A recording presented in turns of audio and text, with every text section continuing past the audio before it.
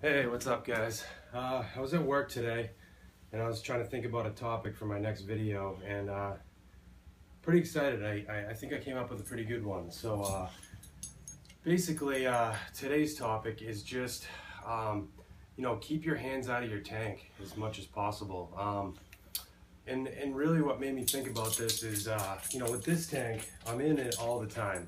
It's my baby. I'm in and out of it. I'm moving stuff. I'm changing it. It might go a day or two without me going in it, but for the most part, this tank gets a lot of handling. I've got another tank in my bedroom, which, having two tanks for me is enough for me to keep up with. My girlfriend's got a 4-year-old, we're busy all the time. So I wish I had more time for tanks, to have more tanks, but, sorry, my dog's going crazy right now. Tyson, go. So, it's just something that we kind of forget about. You want to change things all the time. You want to have your hands in, but I can tell you right now, keeping your hands out of your tank is the best thing you can possibly do. You're introducing oils from your skin, whatever you've come in contact throughout the day. If you wear cologne or lotion or whatever, and you don't think about it and it goes in there, it's not a good thing. So, and like I was saying before, my other tank, I don't go in it a lot. I've kind of got it where I want it, and I'm just letting it go. And I'm noticing a huge difference. And we're talking similar. I have similar plants. I have different substrate, but they're equally as good. I have dirt in this tank, and the other tank I have Eco Complete, which, yeah, Eco Complete's a little less messy. And they have similar, characteristics to substrates. They both have what you need for plants. But what I'm trying to get at, guys, is just don't go in and out of your tanks all the time. You're interrupting your balance of your tank, basically. So now that I've been thinking about this, I'm gonna try to, get this tank. I've got an empty spot here. I got some plants today, so I'm gonna actually fill that up, and then I'm really going to try to keep myself out of it and just let it go and see if I notice any differences. My other tank is super clear, and it's just doing really well, and I'm really happy with it. So I'm gonna really strive to leave it alone. I am going to show you at the end of this video the other tank. I haven't put it on YouTube yet, I don't think, not that I can remember anyway.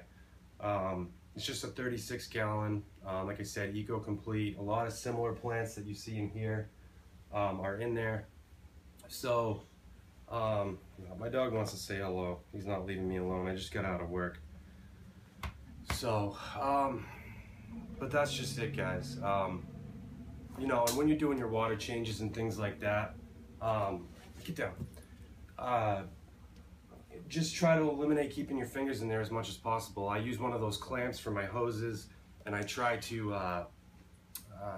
try to keep my hands out as much as possible. So yeah, guys, that's basically it. I just got this tripod, so I'm able to do videos like this, so I will be doing videos more often.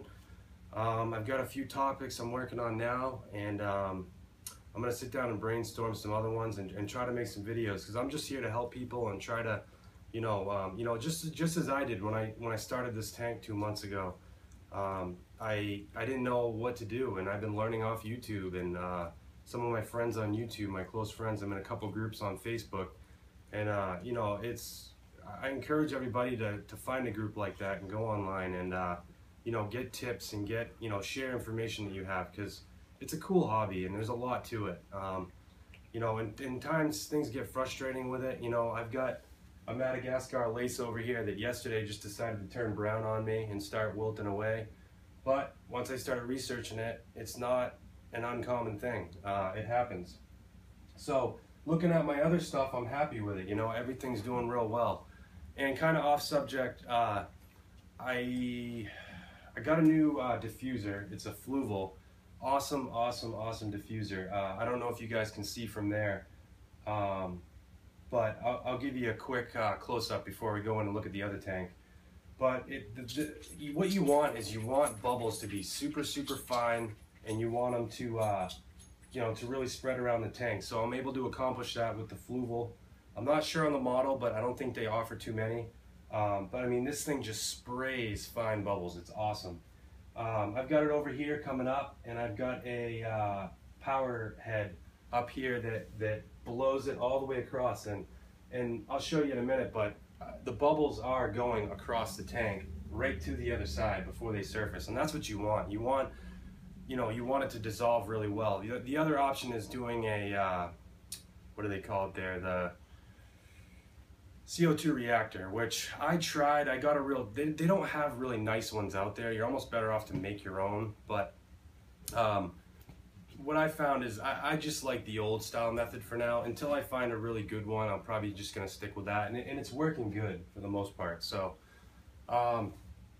so yeah, and then the other things that I'm doing, and I mentioned already in a couple of videos I just did previously, is I'm using the Seachem Phosguard to try to absorb some silicates, because I believe I have a silicate issue with my water. I'm using well water.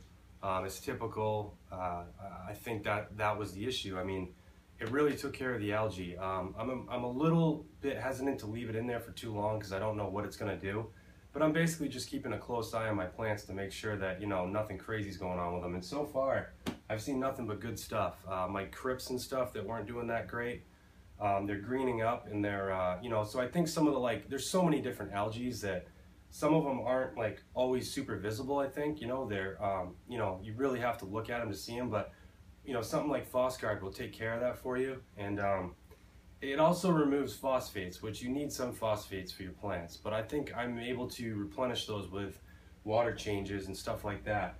But with the Phospan in there, you know, it's gonna pull it out rather quickly. As it sits in there, it's gonna do less and less, but you know, I'm probably gonna pull it out in about a week. It's been in there a little over a week, so but you know, everything else is doing really good. So I'm not gonna pull it out just yet. And I'm running 2 canister filters, so I got one over here and one over here. They're both Cascade filters. This is a 1500, and then I got a 1000 over here.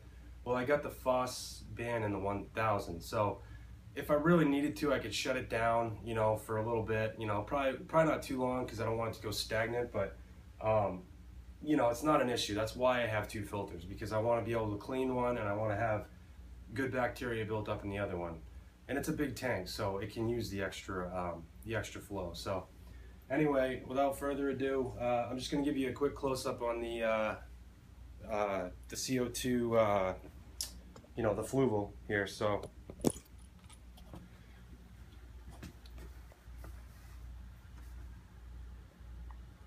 as you can see, and there's another reactor in front here. The fluval's tucked in behind there. I got to yard this other one out of here.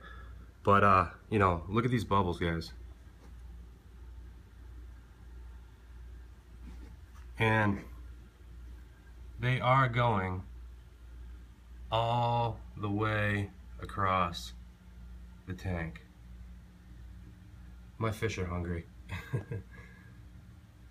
But you can still see the bubbles over here. So I'm getting good, you know, I'm getting a good coverage on my bubbles. So, and real quick, guys, I'm just going to take you to the bedroom.